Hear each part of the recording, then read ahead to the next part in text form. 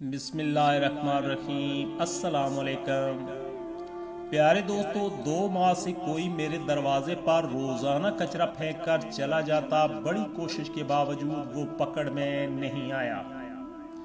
اہلیہ نے کہا، یقیناً یہ محلے کا کوئی ایسا بندہ ہے جو فجر کی نماز باقاعدگی سے پڑھتا ہوگا اور مسجد جاتے ہوئے یہ کارنامہ سر انجام دیتا جاتا ہوگا۔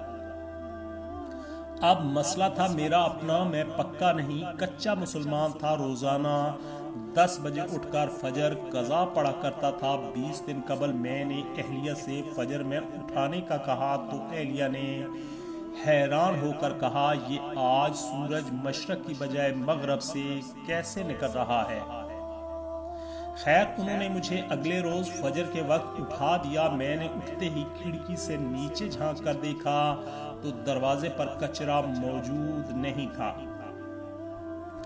فٹافٹ وضو کیا، کھڑکی کے پاس ہی مصلی بچھایا اور 2 رکعت سنت کھٹاکھٹ پڑھ کر پھر سے جھانک کر دیکھا تو کچرا دروازے پر پڑا، میرا منہ چڑھا رہا تھا۔ خیر، پھر 2 رکعت فرض پڑھ کر دوبارہ سو گیا۔ اگلے دن سنت کی بجائے فرض پڑھتے کچرا پھینک دیا گیا۔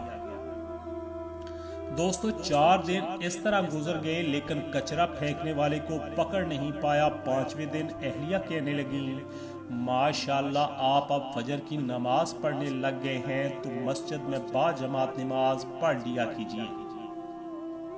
بات دل کو لگی اور 5ویں دن سنت گھر میں پڑھ کر جماعت سے 15 منٹ پہلے دروازے پر کرسی لگا کر بیٹھ گیا اور محلے کے نمازی حضرات کو آتے دیکھنے لگا کہ کسی نمازی کے ہاتھ میں کچرے کا شاپر ہے،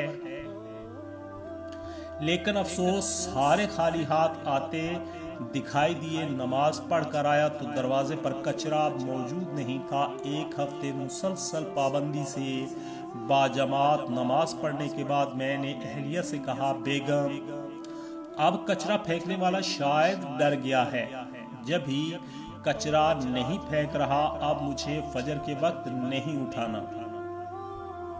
اہلیہ کچھ نہیں بولی۔ اگلے دن اہلیہ نے تو مجھے نہیں اٹھایا، البتہ میری خود آنکھ کھل گئی۔ کھڑکی سے جھانک کر دیکھا تو کچرا دروازے پر موجود تھا۔ ٹائم دیکھا تو فجر کا وقت تو باقی تھا لیکن جماعت نکل چکی تھی۔ اب اگلے دن پھر وہی معمول تھا۔ 2 ہفتے مسلسل فجر کی نماز باجماعت پڑھتا رہا اور دروازہ صاف ستھرا ملتا رہا۔ 2 ہفتے بعد اب میری جماعت سے فجر کی نماز پڑھنے کی عادت پکی ہو چکی تھی اور الحمدللہ میں باجماعت فجر کی نماز پڑھنا شروع ہو گیا۔ پھر کچھ دن بعد رات کے کھانے میں اس کچرا پھینکنے والے کا ذکر آ گیا۔ میں اسے برا بھلا کہنے لگا۔ بیٹا بولا، ابو آپ اسے برا تو نہ کہیں، بلکہ وہ تو آپ کا محسن ہے جس کی وجہ سے آپ فجر کی نماز باجماعت پابندی سے پڑھنے لگے ہیں۔ بیٹے کی بات سن کر میرے دماغ کو جھٹکا سا لگا اور سب کو غور سے دیکھنے لگا۔ مجھے یوں اپنی طرف دیکھتے ہوئے سارے ہنسنے لگے۔ بیٹا کہنے لگا، ابو آپ کی وہ محسن اور کوئی نہیں بلکہ امی ہے، آپ امی کا شکریہ ادا کیجئے۔ میں نے اہلیہ کو دیکھا تو کہنے لگی، جب گھی سیدھی انگلی سے نہ نکلے تو ٹیڑھی انگلی سے نکالنا پڑتا ہے۔ یہ سبق سب بیویوں کے لیے کہ وہ چاہیں تو اپنی اولاد کے علاوہ اپنے خاوند کو بھی تربیت کر سکتی ہیں، دے سکتی ہیں۔ اگر وہ خود نیک پاک دامن پاکیزہ حسب نسب والی تربیت یافتہ ہوں تو اپنے خاوند کو بھی جنت کی راہ پر ڈال سکتی ہیں۔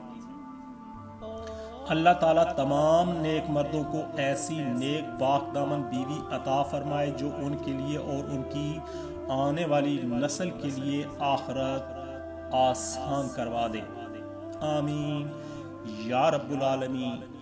دوستو، آج کی ویڈیو کیسی لگی کومنٹ ضرور کیجیے گا۔ مزید اچھی ویڈیوز کے لیے چینل کو سبسکرائب کرنا مت بھولیے گا۔ دعاؤں میں یاد رکھیے گا۔ سدا سلامت رہیں۔ اللہ حافظ۔